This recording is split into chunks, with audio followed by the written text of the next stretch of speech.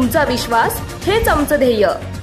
OBC आरक्षण वाचवण्यासाठी सामाजिक कार्यकर्ते प्रल्हाद बाबासाहेब कीर्तने यांनी 6 दिवसांपासून सुरू केलेले आमरण उपोषण आज पाणी ग्रहण करून मागे घेण्यात आले। या आंदोलनाला परिसरातील अनेक मान्यवर व समाज बांधवांचा मोठा पाठिंबा लाभला। महात्मा फुले समता परिषदेचे जिल्हाध्यक्ष सुभाषराव लोंढे, जिल्हा महिला अध्यक्ष संगीताताई ढवळे तसेच सामाजिक कार्यकर्ते अरविंद सोनटक्के, रमेश गोरे, राजेंद्र बनसोडे, अनिल गाडीलकर, भीमराव बनसोडे, विनायक चोरमले, भगवान वीर, अण्णासाहेब पेटेकर, विठ्ठलराव वाडकर, अनिल सुडके, श्रीधर घोंगडे, शरद गालफाडे, वामनराव कीर्तने, सुखदेव कीर्तने, अतुल कीर्तने, शहादेव कीर्तने, अंबादास कीर्तने, वैभव कीर्तने यांच्यासह वाडी ग्रामस्थ व समाज बांधव मोठ्या संख्येने उपस्थित होते। उपोषण स्थळी माननीय मंत्री छगनरावजी भुजबळ साहेब यांचे स्वीय सहाय्यक व माननीय समीर भुजबळ साहेब यांच्याशी चर्चा झाली। या चर्चेनंतरच सदरील उपोषण मागे घेण्यात आले। यावेळी उपोषणकर्ते व सामाजिक कार्यकर्ते अरविंद सोनटक्के यांनी शासनाला इशारा देत सांगितले की शासनाने ओबीसी आरक्षणावर तातडीने ठोस निर्णय घ्यावा, अन्यथा हे आंदोलन आणखी तीव्र करण्यात येईल। या प्रसंगी शासकीय प्रतिनिधी म्हणून निवासी नायब तहसीलदार साणप साहेब उपस्थित होते। सर्व महामानवांना विनम्र अभिवादन।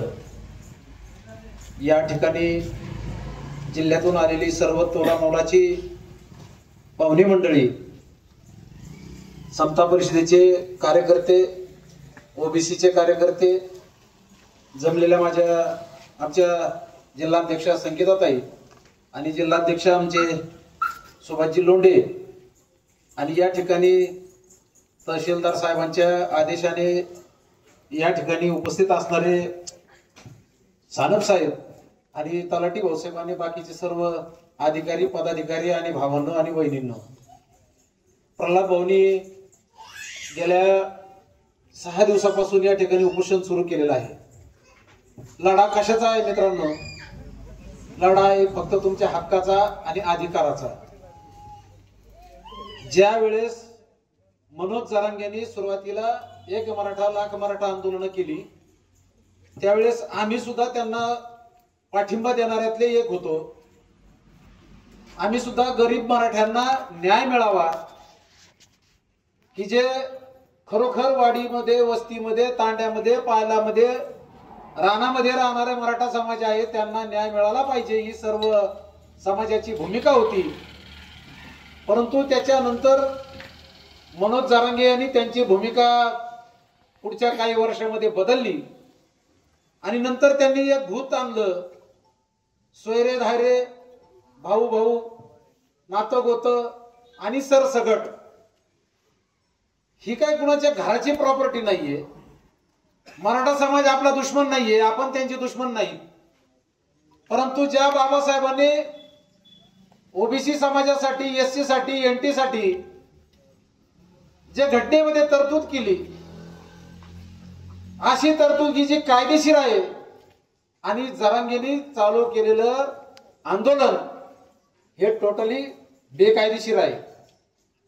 मित्रांनो, फक्त दबावाचं राजकारण करायचं, समाज आपल्याला मानतो म्हणून लाखोचा समुदाय घेऊन जायचं आणि शासनावर दबाव आणायचा, अशा प्रकारचं सुडाचं आणि बोगसपणाचं राजकारण जरांगेंनी या ठिकाणी केलेलं आहे। भाऊंनी आता सांगितलं की आपल्यापासून फक्त 4-5 किलोमीटरचं अंतर आहे, त्या ठिकाणच्या अंतरवालीचे ते मातोरीचे रहिवासी आहेत, नंतर ते सासरवाडीला अंतरवालीला गेले। परंतु गंमत अशी आहे की आपण त्यांचे दुश्मन नाहीत, परंतु न्याय देताना एकाला एक न्याय आणि दुसऱ्याला एक न्याय अशी कुठली बाजू होणार नाही। आणि ज्या घटनेने, संविधानाने, बाबासाहेब आंबेडकरांनी ज्यांनी ज्या गोष्टी एससी, एसटी, ओबीसी यांच्यासाठी जे दिलेलं आरक्षण आहे, त्या आरक्षणामध्ये कुठेतरी घुसखोरी करायची, कुठेतरी सामान्य माणसाच्या पालावरच्या, तांड्यावरच्या लोकांच्या ताटातलं बसून हिसकून घ्यायचं, अशी परिस्थिती जर असेल तर ती चुकीची आहे। आणि काल याची परिणिती म्हणून मुंबईमध्ये त्यांनी आंदोलन केलं, जो धुडगूस घातला तो सर्व समाजाने पाहिलेला आहे आणि चुकीचं आंदोलन करून चुकीच्या मागण्या त्यांनी पदरात पाडून घेतल्या। परंतु त्याच्या पुढच्या मागण्या मान्य होणार नाहीत आणि इथून पुढच्या कालावधीमध्ये ओबीसी समाजही गप्प बसणार नाही याची जाणीव मात्र आता सगळ्यांना झालेली आहे. मित्रांनो, इथून पुढच्या कालावधीमध्ये आज आपलं हे प्रल्हाद भाऊच्या उपोषणाच्या निमित्ताने आम्ही या ठिकाणी आलो. प्रल्हाद कीर्तने ही काही सामान्य व्यक्ती नाही. आज खरवंडी परिसरातल्या म्हटलं तरी 10,000 मतदारांचा प्रतिनिधित्व करणारा एक माणूस आहे. आणि मग आपण त्यांना भेटायला गेलं पाहिजे, त्यांचं हे चाललेलं उपोषण कुठेतरी सोडवलं पाहिजे. आपला आत्मक्लेश करून घेण्याचे दिवस आता नाहीत. आत्मक्लेश महात्मा गांधींनी केला, उपोषण महात्मा गांधींनी केली, तो काळ वेगळा होता. परंतु आजकाल गांधीच्या, बाबासाहेबांच्या आणि संपूर्ण विचारांना तडा देण्याचं काम आणि मातीत घालण्याचं काम या महाराष्ट्रामध्ये सुरू आहे मित्रांनो. आणि म्हणून आम्ही, भुजबळ साहेबांनी आम्हाला आदेश दिला की तुम्ही प्रल्हाद भाऊकडे जा, त्यांना हे उपोषण सोडण्यासाठी विनंती करा. म्हणून आम्ही आज या ठिकाणी आलो. साहेबांच्या आणि आमच्या विनंतीला मान देऊन त्यांनी उपोषण आणि थांबायचं या ठिकाणी निर्णय घेतलेला आहे. त्यांनी आम्हाला या आमच्या विनंतीला मान दिला, त्याबद्दल प्रल्हाद भाऊचे आणि संपूर्ण कीर्तनवाडी गावाचे आणि परिसराचे मी शतशः आभार मानतो आणि माझे 2 शब्द संपवतो. जय हिंद, जय भारत.